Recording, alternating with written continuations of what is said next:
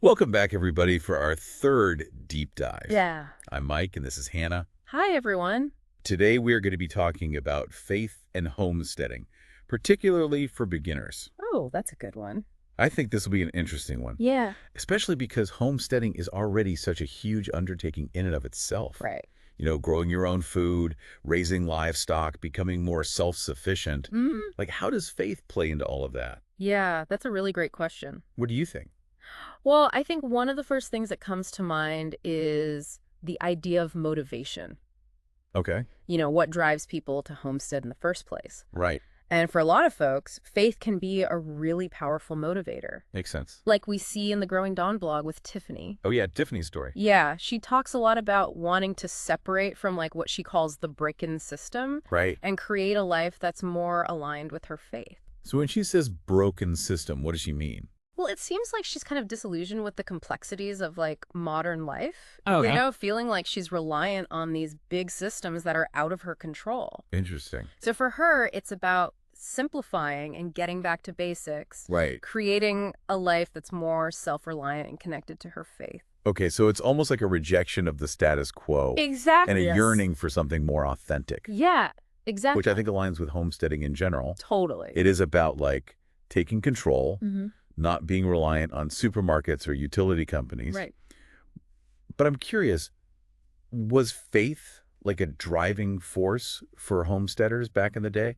It's interesting you bring that up. Yeah. Because we have that article from Countryside Magazine Yeah. that talks about what homesteading was like in the 1800s. Okay. And while it doesn't explicitly mention faith as a driving force, Right. there's definitely this sense of resilience, Oh. relying on a higher power to get through those tough times. Yeah. Like back then, it wasn't so much a choice, but a necessity. Absolutely. And you just had to be tough, resourceful, and have a lot of faith that things would work out. Exactly. And we see that in Tiffany's story too. We do. It's not just about the practicalities, but also about aligning her lifestyle with her beliefs, Right. even when things get tough. It's inspiring, isn't it? It really is. For those of you listening, think about your own motivations for wanting to homestead. Yeah. What's pushing you towards this lifestyle? Yeah, is it about escaping something, building something new? Mm-hmm. Or maybe like Tiffany, is it about living in a way that's more aligned with your beliefs? Because those deeper motivations, they really shape your experience, Sure. It informs the choices you make, the practices you adopt, Mm-hmm. even the kind of community you build. Right. And speaking of practices, Yeah. let's dive into some specific examples. Okay. We have that blog post, Discover the Biblical Connection, and it draws some interesting parallels between faith and homesteading practices. Right. It emphasizes the concept of stewardship. Stewardship. Yeah, which basically means caring for the earth as a gift. Oh, okay, I get it.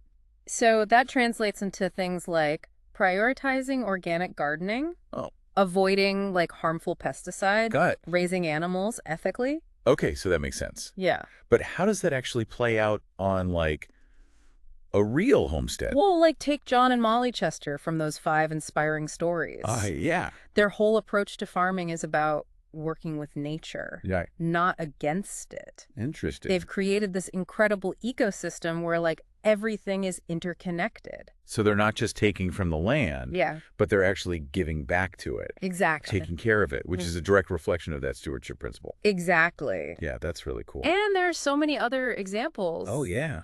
Think about Liam, who powers his entire homestead with solar energy. That's a huge commitment to environmental responsibility. It is. And then there's David, who's dedicated his homestead to rescuing animals. Oh, wow. That compassion and sense of caring for all living things Right. really aligns with these values that we're talking about. It's amazing to see how these principles can manifest in so many different ways. It is. It's like homesteading becomes this canvas for expressing your beliefs and values. Yeah, it really does. It goes beyond just the practicalities. It Mhm. becomes about creating a lifestyle, Yeah, a whole way of being right? that reflects who you are at your core. Absolutely. So for our listeners who are maybe just starting to explore this whole homesteading idea, Yeah. how might your own faith, or maybe just even your personal values, Mhm. guide your approach to homesteading? That's a great question. Would it influence the way you interact with the land, Yeah. the animals you raise, or Mhm. the community you create? Those are some great questions to consider. And we'll be diving into those even deeper as we continue our exploration today. Awesome. Yeah. So, one thing that really struck me about Tiffany's story is the role of community. Oh, yeah. It's like her faith isn't just this personal thing. Okay. It extends outward, connecting her to this whole network of like-minded homesteaders. That's interesting because I feel like the popular image of homesteading is pretty solitary. Right. It's like you're out there on your own, Right. battling the elements, figuring things out by trial and error. Yeah, like the lone wolf homesteader. Yeah, exactly. But Tiffany's story is totally different. She Yeah. talks about this incredibly supportive community, Right. like woven together by their shared faith. Whoa. They share resources, they help each other out. That's cool. They even hold church services right on their homesteads. That's so cool. It really challenges that lone wolf stereotype. It does. And it makes you think about that historical context from the Countryside article. Back in the 1800s, homesteading was all about survival, Right? and relying on your neighbors was essential. Holy. You needed help to raise a barn, Yeah, someone to barter with, Mhm. a helping hand during a tough harvest. for sure. So it's almost like Tiffany's community is a modern echo of that, I see that, yeah. but built on this foundation of shared faith. Okay, so it's not just about practicality. Right. It's about a deeper sense of connection Yeah. and belonging. Exactly. But let's be real. Okay. Living in a tight-knit community, even one with shared beliefs, Mm-hmm.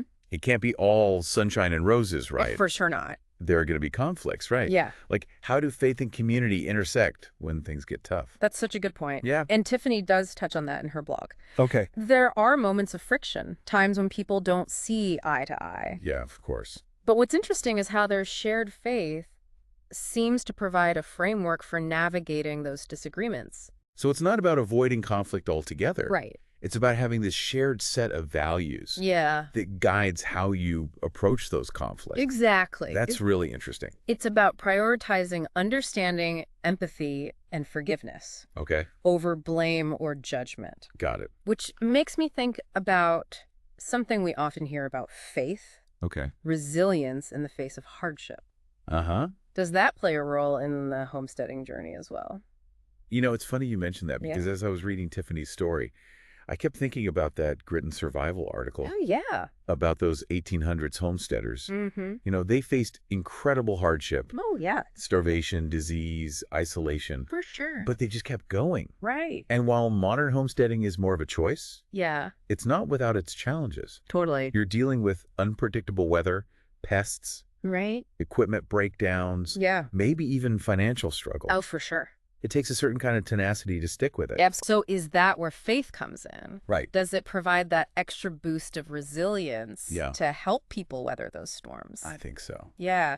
And Tiffany talks about how her faith became a source of strength during those difficult times. Yeah. Like a reminder that she wasn't alone, Right. that there was a purpose behind her struggles.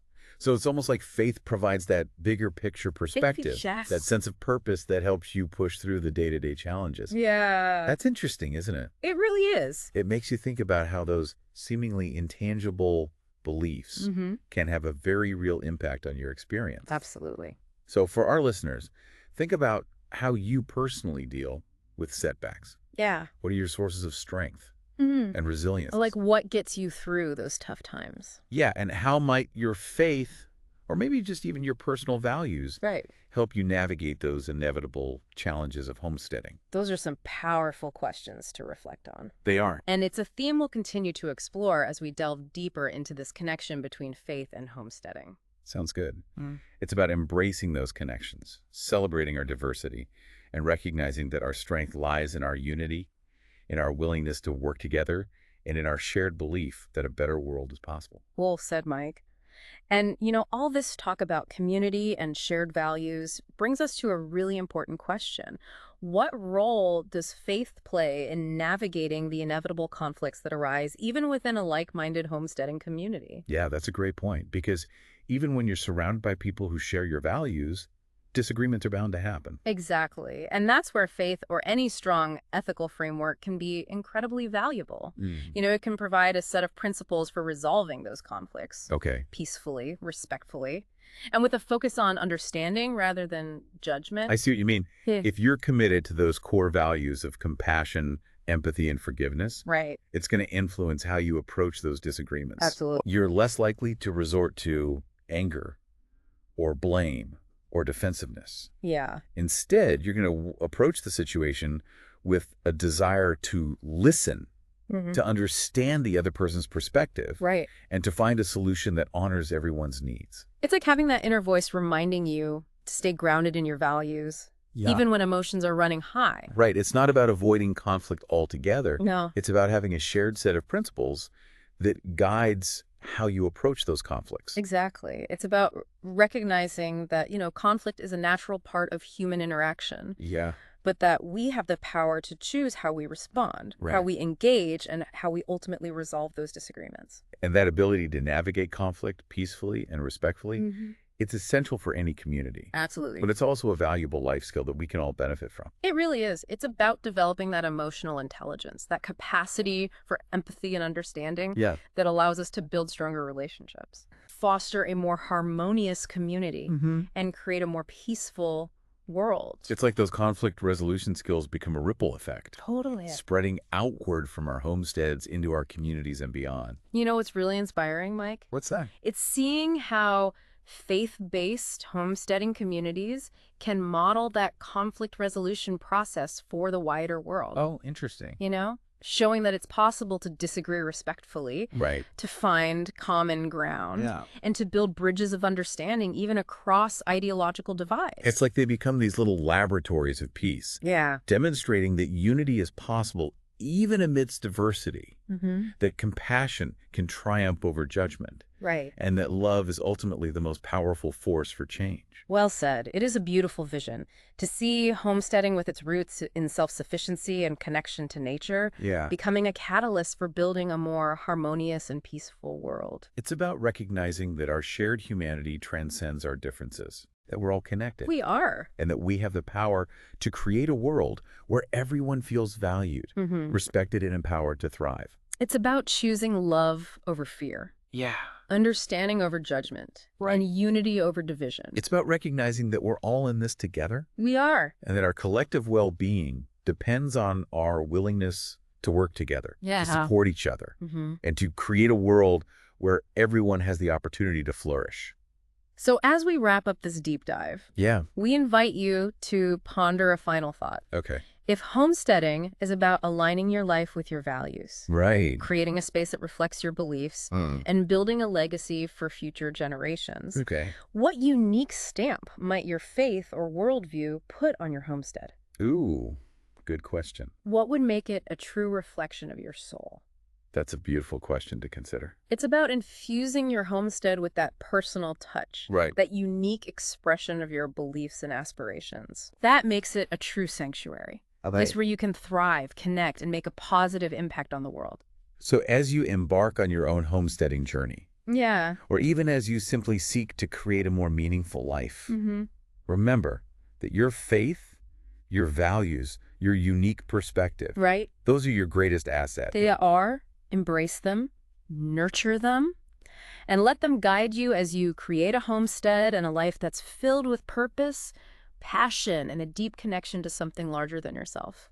Thanks for joining us on this deep dive. Yes, thank you. We'll catch you next time for another fascinating exploration of the ideas that shape our world.